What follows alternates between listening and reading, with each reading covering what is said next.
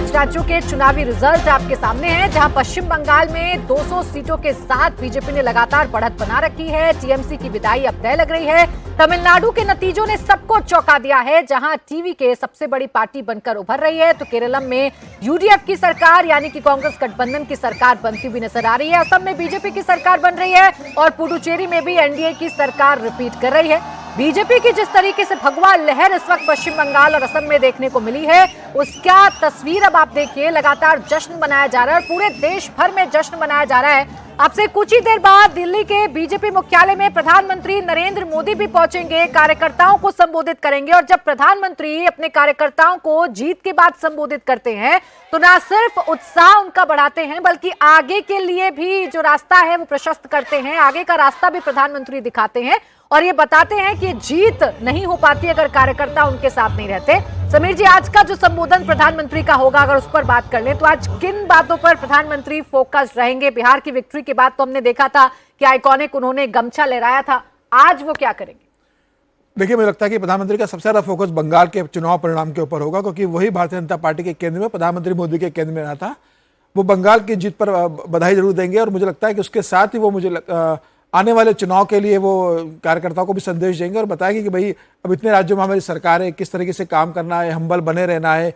बंगाल की घुसपैठ की बात करेंगे और बताएंगे कि बंगाल के अंदर अभी तक जो विकास से काम नहीं हुए थे कांग्रेस की सरकार में, लेफ्ट के बाद और टीएमसी के बाद, अब बंगाल में बिना समय गवाए बंगाल में हमें बेहतर प्रदर्शन करना है, प्रशासन देना है।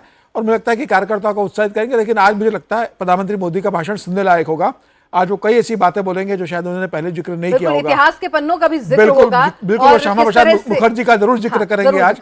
बिल्कुल। और किस तरह से बीजेपी लगातार कंसिस्टेंटली इस मिशन पर लगी रही है, उसका भी जिक्र होगा, बताया जरूर जाएगा। राहुल जी, साथ में महिलाओं का भी जिक्र जरूर होगा, क्योंकि महिलाओं के वोट बैंक में भी सेंधमारी करी और इसी वजह से बीजेपी की जो ये थंपिंग मेजोरिटी वाली जीत आ रही है, उसमें उनका कंट्रीब्यूशन बहुत बड़ा है। तो महिला आरक्षण, महिला फैक्टर और इन तमाम चीजों को भी एक तरह से कोरिलेट आज स्पीच में किया जाएगा।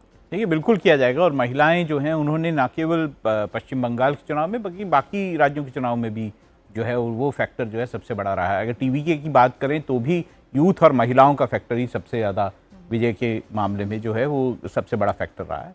ऑफ कोर्स पहले से जो बात है कि बीजेपी जो है महिलाओं की बात करती आई है। अभी जो रिजर्वेशन के लिए बीजेपी ने कोशिश की, जो बिल लेके आए, वो भी बीजेपी की यही कोशिश थी कि महिलाओं को किस तरह से आगे उनकी भागीदारी बढ़ाई जा सके, राजनीति में कैसे भागीदारी बढ़ाई जा सके, ये सारी उनकी कोशिश है।